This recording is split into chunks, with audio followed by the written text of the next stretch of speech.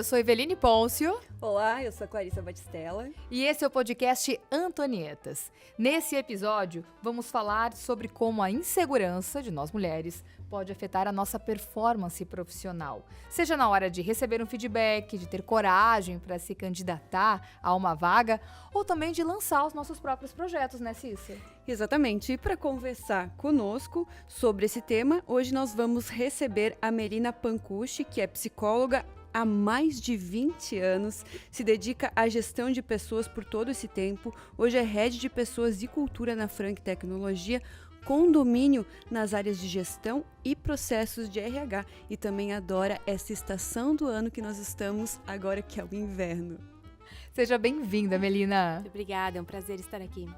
E também está conosco a Juliana Schwab, ela que é especialista em cultura organizacional e com certificado internacional em gestão da mudança, gerente executiva de pessoas na Fiesc e ainda com tempo para ser uma apaixonada por filosofia. Juliana, que satisfação te receber, seja muito bem-vinda. Muito obrigada, eu que agradeço o convite e a honra de estar compondo esse grupo aqui com pessoas tão importantes e que a gente vai ter um bate-papo bem interessante. Bom, só de ver essa apresentação aqui de cada uma de vocês, já dá para perceber o quanto a busca pela qualificação também fez parte da carreira de cada uma de vocês, né? Tanto da Juliana quanto da Melina. E uma pesquisa recentemente divulgada pelo LinkedIn mostrou a diferença entre homens e mulheres na hora de se candidatar a uma vaga de emprego. Essa pesquisa detalhou que nós, mulheres, nos sentimos com a necessidade de atender 100% dos critérios daquela vaga que está sendo oferecida para a gente conseguir se candidatar. Enquanto os homens, quando eles atingem 60% de qualificação da vaga, eles já vão lá e se candidatam. Essa pesquisa do LinkedIn mostrou só nesse parâmetro um pouquinho das diferenças entre homens e mulheres na hora de se candidatar. Juliana, Melina, essa diferença vocês sentem também no recrutamento na hora de contratar? E o que acontece? Está no nosso perfeccionismo? Está na nossa insegurança? Vou começar pela Juliana. Olha, esse é um dado bem importante e curioso, né? Eu acredito que tenha um viés aí de histórico, né? De criação, de cultura. A mulher sempre foi mais exigida, né, nos ambientes de trabalho. Hoje nem tanto, mas isso é um processo, né? A gente vem construindo isso na medida do tempo, porque nós viemos de uma sociedade muito mais masculinizada, né? Com algumas características que são predominantes no masculino, né? Não que nós, mulheres, também não tenhamos, todos nós temos, né? O nosso lado masculino e feminino, assim como o homem também tem um lado masculino e feminino. Mas uma das características mais que ressalta muito a mulher é a sensibilidade e o detalhe, né? Então, é óbvio que nós nos cobramos muito mais, até para a gente poder corresponder a essa expectativa e essa busca por abertura de território, que o homem já naturalmente já tem um processo mais fluido e mais construído. Então, acho que tem muito disso, assim, influenciando diretamente esse item, né, que aparece nessa pesquisa.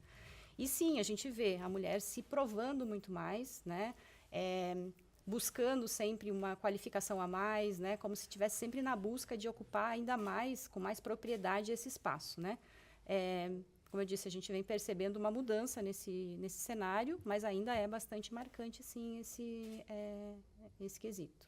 Juliana, e talvez a falta de segurança da mulher também vai agir na hora de ela se candidatar, né? Seja dentro da sua própria empresa para um cargo acima ou numa nova vaga. Eu acho que a gente sempre fica com aquele medinho. Será que a gente é bom o suficiente para essa vaga?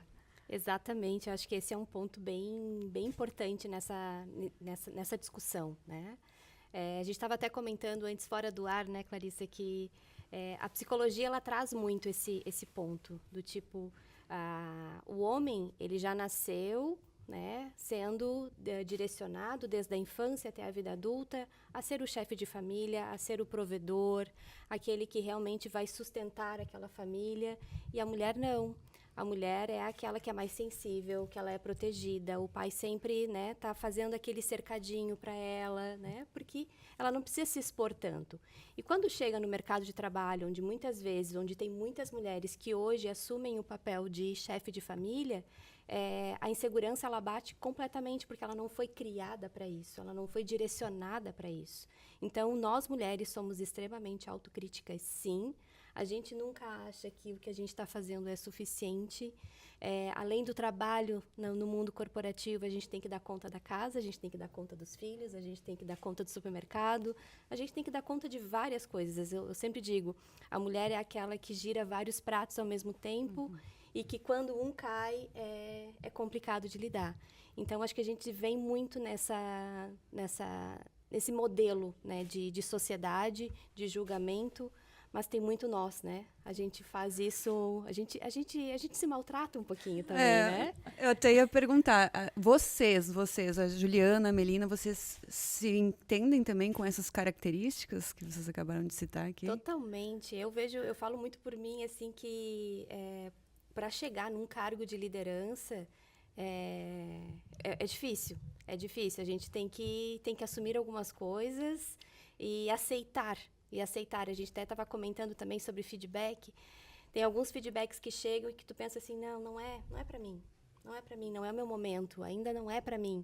Né? Então, esse ponto assim, de você assumir que realmente você é capaz e que você tem condições de chegar numa determinada posição, é um trabalho mental muito exaustivo. Muito exaustivo. E para você, Juliana, como que isso apareceu na tua vida, né? Em muitos momentos. Eu acho que tem um pouco da criação, né? Eu sempre tive muita liberdade na minha casa, assim, para inovar, né? Desde pequena, eu comentei quando a gente estava fora do ar aqui, né? Que eu sempre criei muito, né? Das minhas coisas, assim, os meus brinquedos, a forma com que eu fui criada me possibilitou isso. Eu vinha com essa necessidade, assim, de avançar em espaços diferentes, assim, a curiosidade sempre foi um ponto importante. Mas com certeza, assim, quando você adentra um ambiente, você começa a ver, né, e aí buscando as nossas características femininas, nossas habilidades, né, da autocobrança, assim, isso fica muito reforçado. E teve um momento na minha vida que eu acessei um livro de uma pesquisa de uma escritora que chama Brené Brown, que já foi bastante discutido, e chama Coragem de Ser Imperfeito, né? Porque se a gente vem nessa linha da perfeição, né? A gente está sempre com um chicotinho na mão, fazendo o processo assim, porque você não se permite acessar aquilo que é mais nobre na nossa condição, que é a nossa vulnerabilidade, né? Nós precisamos acessar isso, mas não é fácil, porque a sociedade, de certa forma, ela se coloca e a nossa autocobrança nos coloca num papel de ter que ser perfeito sempre, né? Ter o corpo perfeito, ter a família perfeita, ter o ambiente perfeito, fazer as coisas, entregar de forma sem retoque, assim. Então, isso que às vezes até a gente não está bem, mas a gente tem que demonstrar que está. Por exemplo, hoje tem muito essa cobrança também nas redes sociais. Nas redes sociais, a comparação, né? E aí a gente entra num processo que ele não é saudável, né? E quando a gente baixa a guarda e começa a acessar isso de uma forma espontânea e real, né? A gente até se fortalece, né? Eu gosto de falar que a nossa sensibilidade, ela não nos enfraquece, ela nos coloca no nosso papel. E quando a gente assume o nosso papel, que é feminino, que é forte, que é diferente, né? E aí a gente entra num conceito de diversidade, né? Porque a diversidade é isso, é você aproveitar a potencialidade das diferenças que cada um tem, porque nós 4, se a gente for falar de o que é forte em cada uma, a gente vai encontrar muita semelhança, mas muitas diferenças também. Isso é de ser diverso, né? Mas a gente só vai conseguir colocar aquilo que é diferente quando a gente tiver coragem de expor, né? A gente, muitas vezes, esse perfeccionismo, que aí a gente não tem coragem porque a gente é perfeccionista, muitas vezes, acredito, né? E esse perfeccionismo que foi falado, ele também se manifesta na cultura do feedback, né? Hoje, várias pesquisas mostram que um feedback negativo, ele impacta muito mais nós, mulheres, do que os homens. E uma tendência é trazer, então, a introspecção. Como que a gente pode se preparar melhor para esses momentos, tanto para dar quanto para receber feedback? A questão do feedback é um ponto bem importante, porque o brasileiro por si só ele não foi, né? Ele não tem a cultura do feedback, independente das relações, independente de ser corporativo, até numa relação de amizade. Às vezes você tem muita dificuldade com uma determinada amiga, mas você é amiga há muito tempo e você tolera muito o jeito dela ser, ou você se adapta muito ao jeito dela ser por essa relação. E dentro do mundo corporativo é a mesma coisa. A gente às vezes vai tolerando alguns comportamentos, a gente vai tolerando algumas relações, exatamente pela dificuldade de fornecer aquilo que você está percebendo no outro. Então, a gente não tem essa cultura de como dar o feedback, principalmente de como receber, né? E a Juliana acho que vai concordar comigo que a gente vem de estudos, né, dentro da própria psicologia, né, trabalhando com RH durante muito tempo, em que feedback é presente, né? E não é, a gente sabe que não é, né? Feedback não é um presente, você não sai distribuindo assim para todo mundo. O fato de você dar feedback para quem você gosta é uma coisa, e tem um lado muito emocional, tem um viés muito consciente nesse sentido, da percepção. O problema é que as mulheres, eu acho que elas tendem a relacionar muito a questão do feedback ao seu lado muito emocional. Muito pessoal, né? Pessoal, exato. E o homem, ele tangibiliza muito para aquilo que ele tem como matéria-prima, aquilo que ele oferece, o serviço, o manual, o técnico, aquilo que ele não conseguiu aprender, de repente, num curso, numa faculdade, enfim. Então, eles conseguem abstrair melhor essa informação do que nós, mulheres, pela sensibilidade que nos é nossa, né? A gente tem esse lado mais emocional.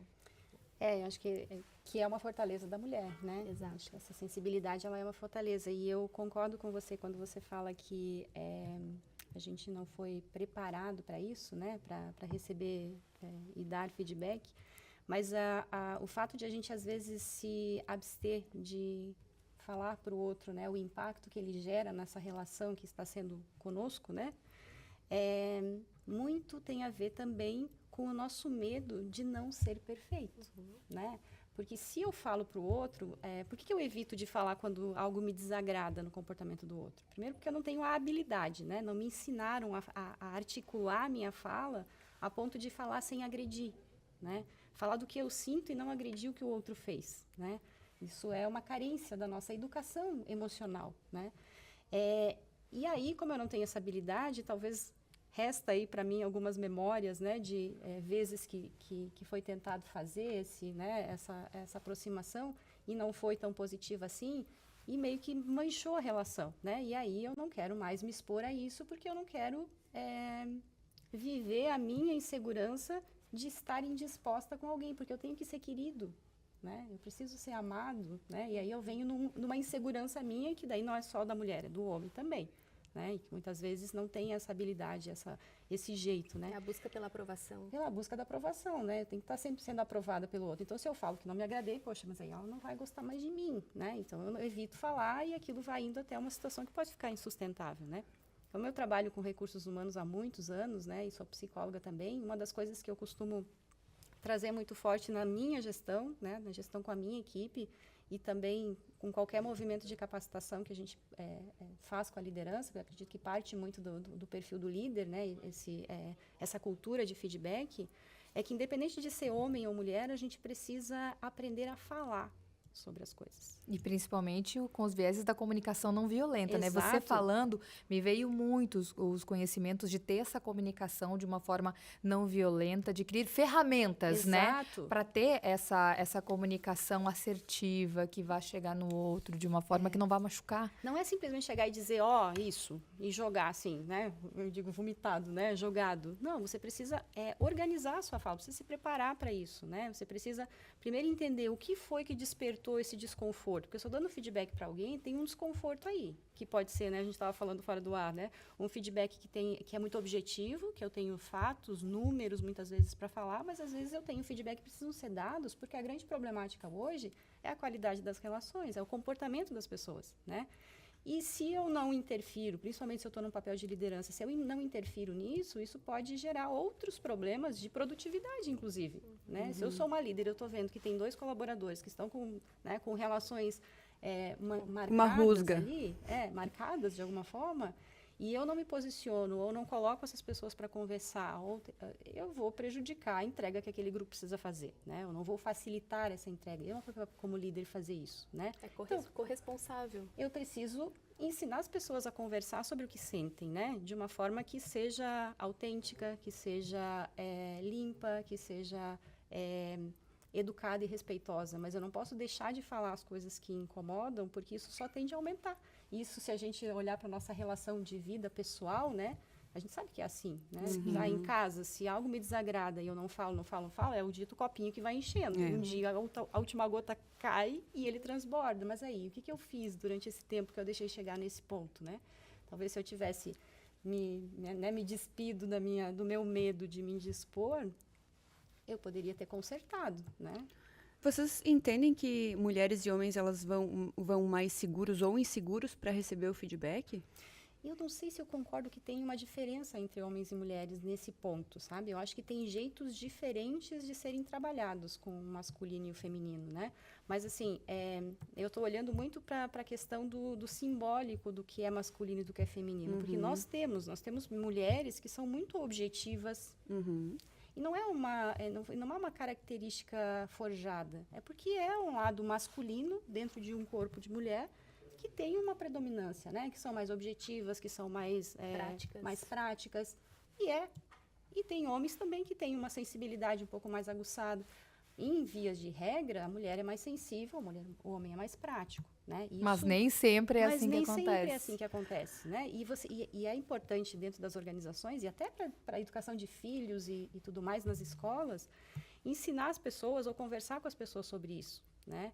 Porque todos nós nascemos para aprender, né? Então, se a gente acessa aquilo que, a princípio, é uma carência do nosso comportamento, a gente consegue desenvolver, mas eu tenho que estar muito disposto e reconhecendo que aquilo é importante. Agora, nós estamos numa geração que hoje tem aí seus 35, 40 anos, 45 anos, que teve que aprender a receber feedback e dar feedback quando essa política já estava implantada nas empresas. Muito bem. E a geração que está entrando agora no mercado de trabalho? E para as gerações que ainda vão entrar? Vocês acreditam que a política do feedback deve ser trabalhada também na escola, também em casa? Como fazer com que essa nova geração venha para o mercado de trabalho, por exemplo, Melina, sabendo melhor lidar com isso? Porque a gente teve que aprender, ou ainda estamos aprendendo, com a mudança do processo de recrutamento e relação de pessoas dentro das empresas, né? Mas e quem já está entrando com o processo já estabelecido? Como fazer com que essas relações sejam melhores? Acho que aí a gente tem um ponto de conflito de gerações, né? Porque vai dar, em todas elas a gente sempre vai ter um conflito de gerações. Mas a gente vai vir de um choque onde essa geração de agora, né? A nossa geração aqui, né? Na faixa aí dos 35 aos 45 anos, a gente meio que aprendeu na força, né? Ou aprender na marra, né? Exatamente. A gente aprendeu na marra a como dar e a como receber feedback. E muitas vezes a gente deu feedback muito errado, e muitas vezes a gente recebeu feedback muito errado. Mas aguentou firme. Mas também recebemos muito feedbacks que foram construtivos, que fizeram a diferença. A gente também tem que exaltar esse lado. Que tem pessoas que têm essa sensibilidade e que conseguem manter uma comunicação não violenta e conseguir transmitir. Então, acho que tem que ter um equilíbrio entre ambas as gerações. Eu acho que tem um aprendizado muito grande com essa nova geração, que ela já nasce com o digital, né? Eles já nascem empurrando para o lado, eles não conseguem teclar, eles já nascem empurrando para o lado, onde acesso à informação é muito rápida, é tudo muito rápido, é sobre agora, é sobre o hoje, e eu preciso chamar essa pessoa e dar o feedback naquele momento. Eu não posso, talvez, ter um tempo para me preparar, para planejar um feedback, porque já perdeu o time, sabe? E essa nova geração, ela vai aprender na marra também, porque eles já vêm de uma questão de tudo muito facilitado. As coisas são muito facilitadas. E eu vou ter que aprender a ceder o meu jeito ao jeito do outro, se eu quiser construir alguma coisa. Agora, se eu não quiser construir, eu simplesmente vou virar as costas e vou sair, que é o que essa geração vai fazer. Mas será que aí os pais podem ajudar? Será que a escola pode ajudar de alguma forma? Ou você acredita que não estão interessados nisso? A escola deveria ter a cultura do feedback desde sempre. Eu acho que isso tem que ser ensinado. É que nem a cultura do financeiro. A gente não foi ensinado para lidar com o nosso dinheiro, né? Eu acho que o poder da educação, ela é fundamental na construção das nossas relações, né? A participação de pai e mãe no processo educativo dentro de casa é fundamental para as relações que eles vão ter dentro do ambiente de trabalho. Né? Então, isso vai fazer parte. Você está numa primeira experiência profissional, seja como estágio, seja como profissional, a participação dos pais nesse processo, ela é essencial, né, pela experiência que esses pais já têm dentro do mercado de trabalho para conseguir fazer essa construção. Tem que ensinar a lidar com frustrações também, né? Totalmente. Nossa, frustração acho que é um dos pontos que essa nova geração ela não conhece. Ela não conhece o que é uma frustração. E a gente já vem desse mundo, a espera, né? Tudo é uma geração que tende a ser mais milindrada nesse quesito, né? Imediatista também. Imediatistas, né? E isso, a gente sabe que a vida, né? A vida como ela não é assim, né? Ela tem os seus, né? As suas paradas, os seus times, as suas negativas, né? Que faz com que a gente se confronte com as frustrações. E quando não há um preparo, há uma dor maior, né? Porque eu digo sempre que a gente aprende de duas formas, ou pelo amor ou pela dor, né? Essa é a máxima. Então, quando a gente fala, né, da importância da família, da escola, né, da família se aproximar disso, no processo da educação da criança, fazendo com que ela conheça essas verdades que vão fazer parte do cenário da vida profissional, antes é sempre mais... É menos doído, né? De uma forma direta, então, dizendo que para os pais, deixem seus filhos se frustrarem em casa. Eu acho que conversar sobre isso, né? E usar muitas coisas que são do dia a dia como exemplos de como as coisas precisam ser respeitadas, os tempos, as negativas, né? Eu acho que isso faz parte de um processo de educação emocional importante, assim, que é o que eu digo que às vezes a gente é carente, né? A gente é carente de vocabulário de emoção. Né? A gente não fala das nossas emoções. A gente não fala. Você pode perguntar para qualquer pessoa, né? Como é que você está se sentindo? A gente muitas vezes se limita a dizer bem ou mal, né? E muitas vezes a gente nem diz mal.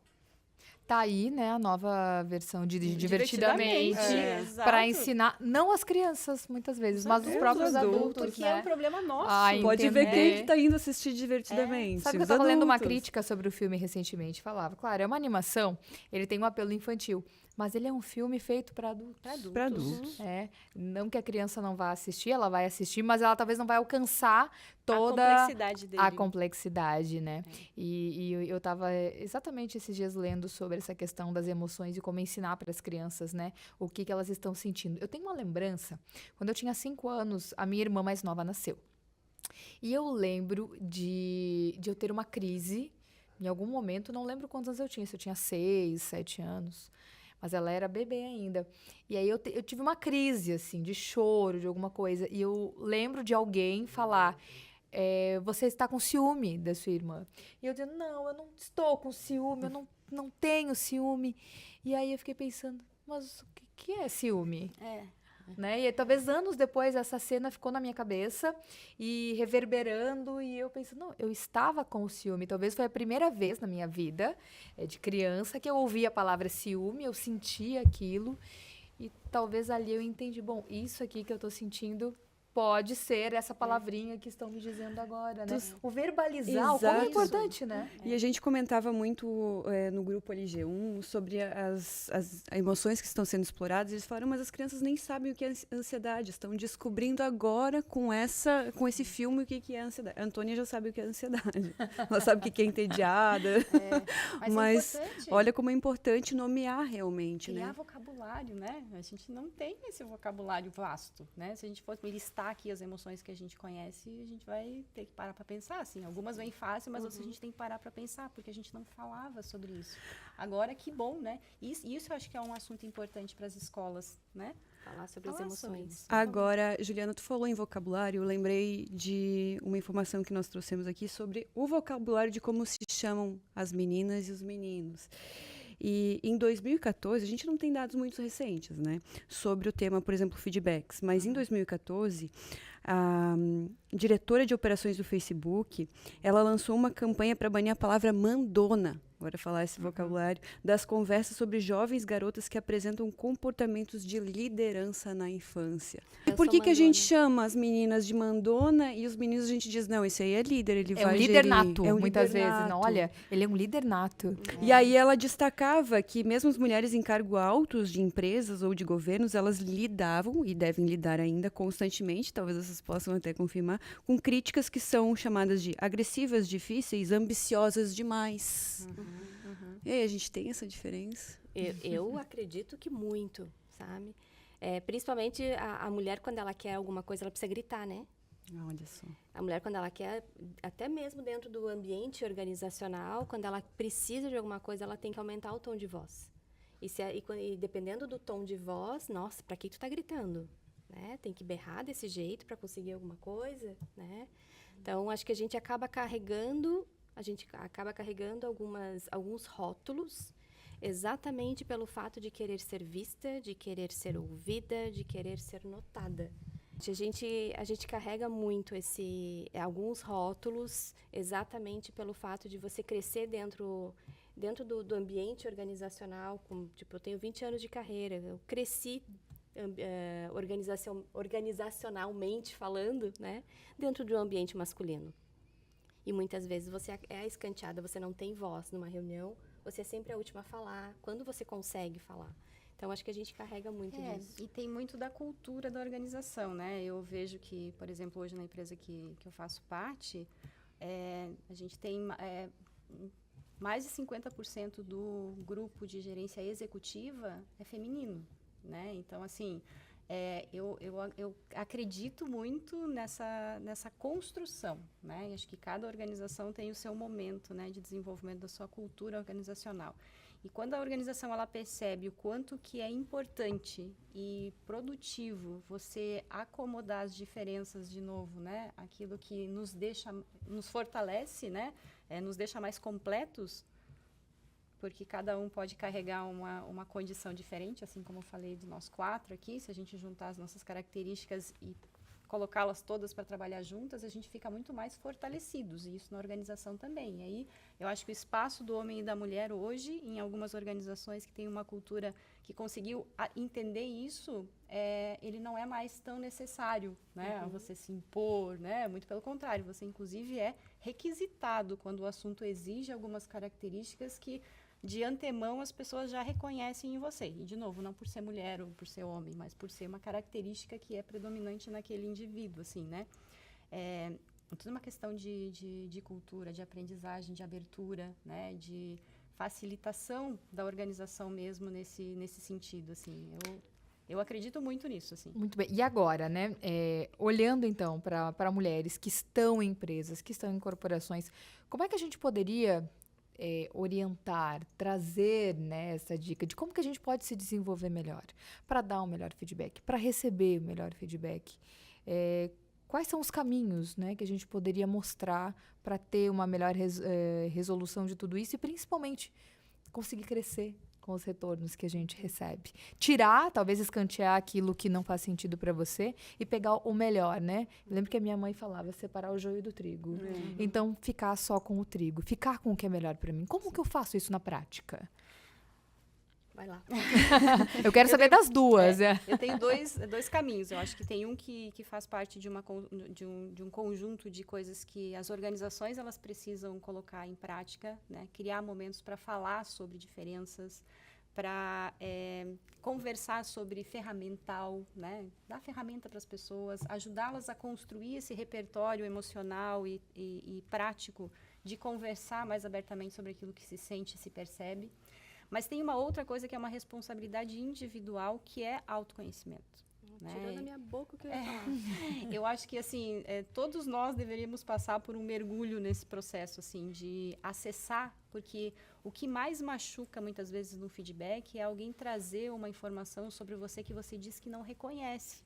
E, de fato, você não está reconhecendo, porque está faltando um pouco desse acesso, né? Mas se alguém está trazendo uma informação, é porque você gerou de alguma forma ou contribuiu para aquele sentimento estar ali, né?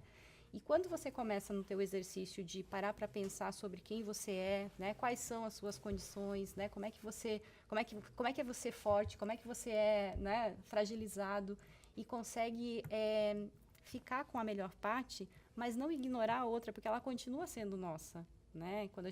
Nós somos um conjunto de coisas. Eu gosto da abordagem de que a gente é luz e sombra todo o tempo, né? Muitas vezes aquilo que é a tua maior potencialidade, ela pode ser o teu maior algoz, né? Por quê? Porque se você usar muito a sensibilidade de forma exagerada, você entra num processo que não é saudável, né? Ao mesmo tempo que se você usar a tua objetividade de forma muito forte, você entra para um território mais agressivo e que muitas vezes ele não é... Mas ele faz parte, ele está no teu espectro de início a fim, né? Então, é luz e é sombra. E você só consegue entender isso se você reconhecer que você tem, né? E quando você recebe um feedback e alguém diz que uma daquelas potencialidades que você considera como... potência, né? Alguém te traz como um impacto que não é positivo, você consegue reconhecer que foi a dosagem que você usou, né?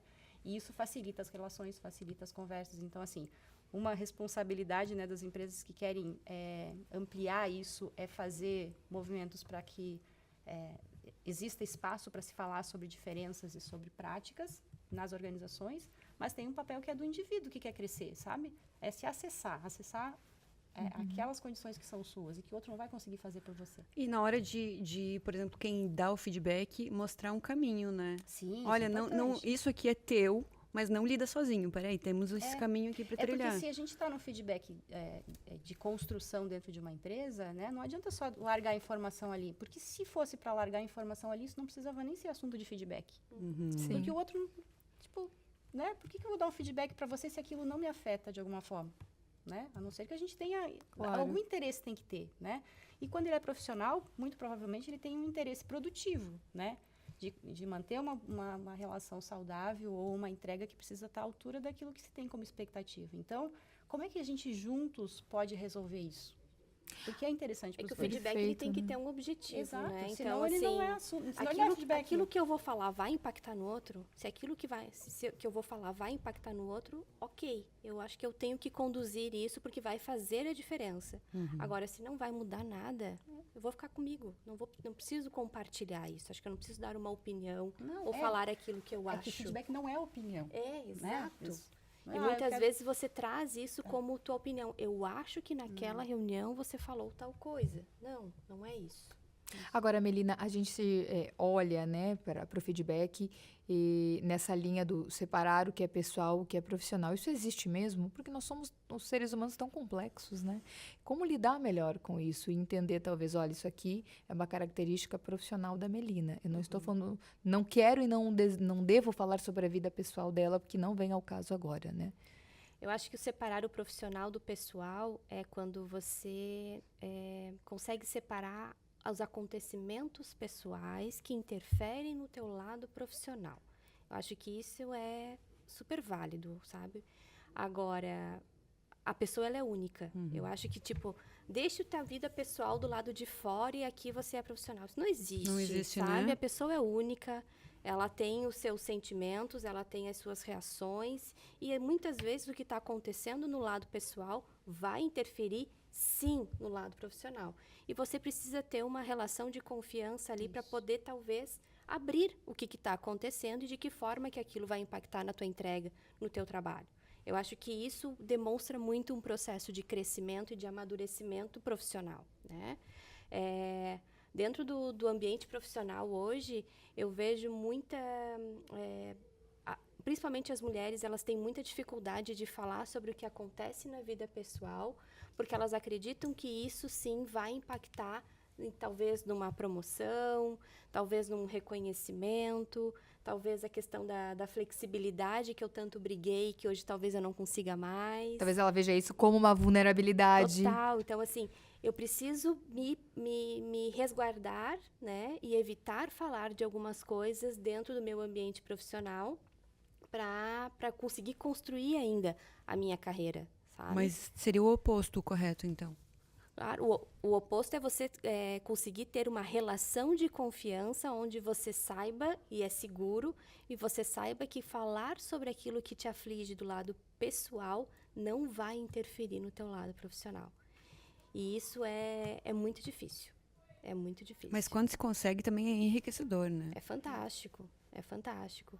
Eu até posso citar uma situação que a gente teve recentemente lá na Frank. A gente teve a contratação de uma mulher, né? E ela estava com 2 semanas de trabalho. E ela chegou para mim, ela disse assim, eu acho que eu vou ter que pedir para sair. Né? Minha mãe mora no interior e a minha mãe descobriu um câncer, ela está em fase terminal, já está muito avançado e eu não vou continuar. Eu disse, não, como assim? A gente vai dar um jeito, né? A empresa trabalha 100% no modelo presencial. E ela está num período de experiência ainda. Está fazendo um bom trabalho, em 2 semanas ela já apresentou um bom trabalho. Então, articulando, vamos flexibilizar e ela sim vai ter um trabalho 100% remoto, a gente vai conseguir acompanhar esses resultados, porque o lado pessoal dela faz muito sentido nesse momento e eu tenho certeza que não vai demorar muito, ela vai conseguir voltar e fazer essas entregas do lado profissional. Olha que interessante, quando abraça... Verdade. Uma exceção a uma regra, mas porque tem um ponto ali muito especial e diferenciado, né? Exato. E apostar também nesse talento que está com vocês hoje, né? Com certeza. Acho que exige um pouco mais, vai exigir, porque é uma relação, é uma gestão à distância, onde todo o restante do time está no lado presencial. Então, tu tem que ter uma didática, tu tem que ter uma rotina diferente com essa pessoa que está no remoto. Legal. Meninas, para a gente encaminhar para o fim, então, esse nosso podcast com essa conversa tão abrangente aqui, né? E a gente foi tão a fundo, né, nesses assuntos, que se abrisse outras janelinhas a gente iria ainda mais, né? Mas a Juliana trouxe uma dica de um livro aqui. Queria que vocês compartilhassem, né? Talvez ou dicas de leituras, ou para quem vai nos acompanhar aqui, por onde começar, né? Já falamos de filme, já falamos de livro, mas deixar uma dica para quem está assistindo esse podcast ou nos ouvindo, para que consiga acessar melhor esses sentimentos, entender melhor sobre feedback, sobre autoconhecimento. Evi, deixa eu começar. Vai lá. Terapia. Boa? Essa é boa, Essa né? é boa. Vamos lá. Eu tenho alguns livros, assim, mas tem um que é de cabeceira e eu sempre, nos meus processos de mentoria, né, eu sou mentora também, né, e de algumas pessoas eu indico, para começar a conversa, uma fábula chamada O Cavaleiro Preso na Armadura, que ele é fantástico, assim, um livrinho de cabeceira, fininho, você lê, assim, num sábado de chuva, tomando um chimarrão, lê todo ele, e você lê várias vezes ele, cada vez que você lê, você acessa outras coisas, né? Ele conta a história de um cavaleiro que sai em busca de conseguir tirar a armadura, né? Porque ele é só um spoilerzinho, né? Porque daí facilita, né? Ele é o cavaleiro preferido do rei e ele está sempre pronto para atender, né? E aí, as semelhanças, né, com o que a gente vive, né? Está sempre pronto para atender, só que ele está tão disponível e pronto que aí ele começa a chegar em casa, que é pessoal e profissional, né? Começa a chegar em casa e para que ele não tenha um delay entre a chamada do rei e a ida dele, ele começa a não tirar a armadura, né? E aí ele fica assim, e aí um dia o filho dele pede um beijo e ele vai tentar tirar a armadura e a armadura está travada.